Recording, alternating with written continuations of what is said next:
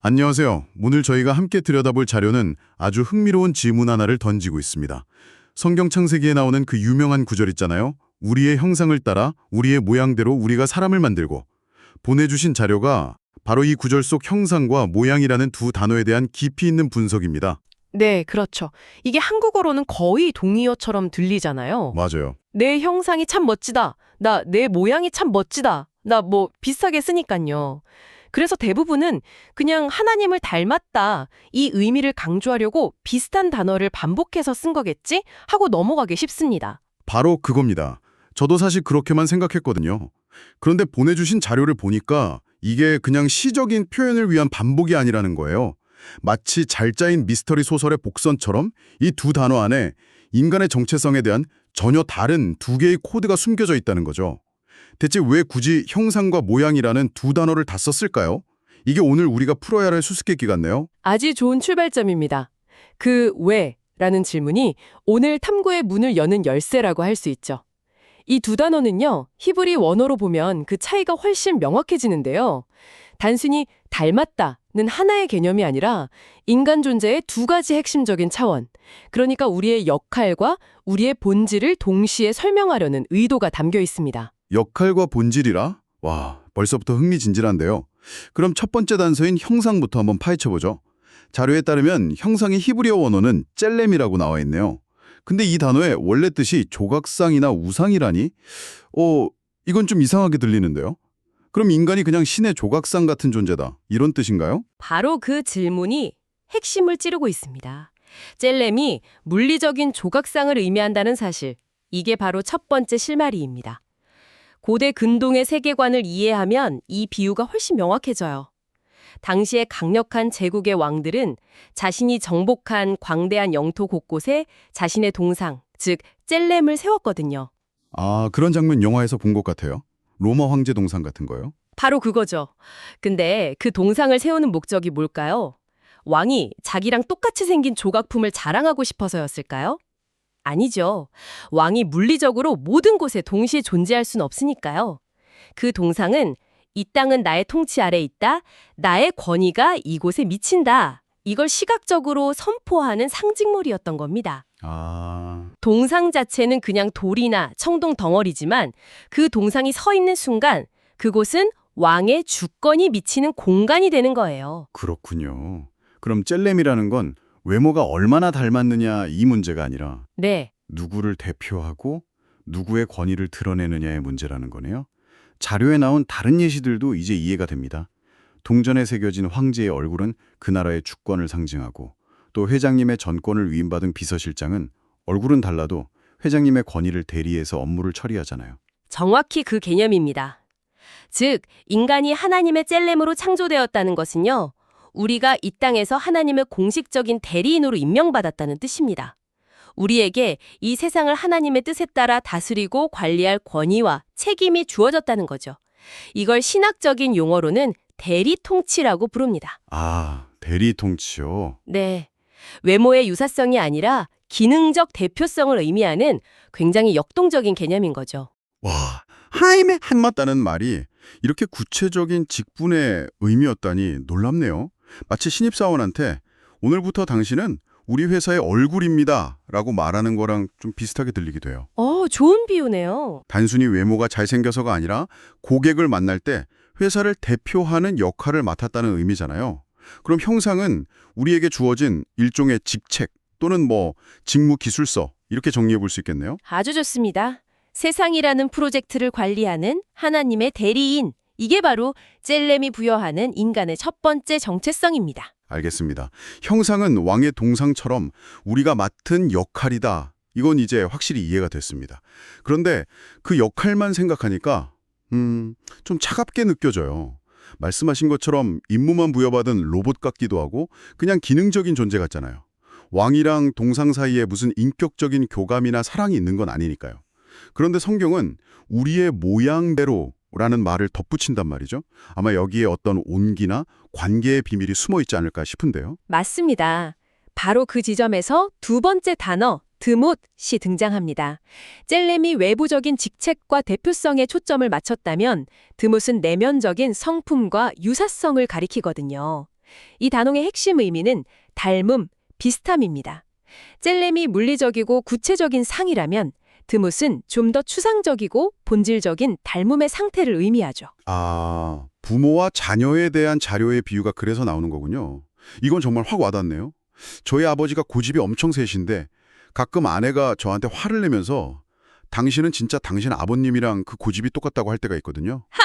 그게 제 외모를 말하는 게 아니잖아요. 그렇죠. 제 안에 있는 어떤 성향, 기질, 성격이 아버지를 쏙 빼닮았다는 거죠. 피할 수 없는 그 내면적인 닮음, 그게 바로 두무시군요. 이보다 더 완벽한 예시는 없겠네요. 바로 그겁니다. 자녀가 부모의 외모뿐만 아니라 가치관, 말투, 웃는 모습, 심지어는 정의로운 성품이나 따뜻한 마음씨 같은 내면적인 것들을 공유할 때 우리는 진정한 의미의 닮음을 이야기하죠. 두뭇은 바로 그런 본질적인 유사성을 의미합니다. 인간이 하나님의 지혜, 사랑, 공의, 창조성과 같은 내면적이고 인격적인 성품을 공유하는 존재로 지어졌다는 뜻이에요. 그렇군요. 자료에 나온 붕어빵 비유도 정말 재밌었어요. 붕어 모양을 찍어내는 그 쇠틀이 형상, 젤렘이 하면 그건 우리에게 붕어라는 역할과 정체성을 부여하죠.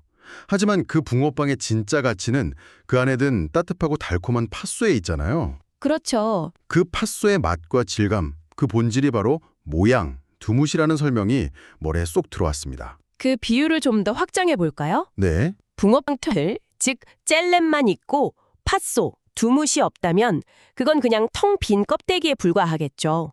반대로 팥소만 있고 틀이 없다면 그냥 팥덩어리지 붕어빵이라고 부를 수는 없을 겁니다.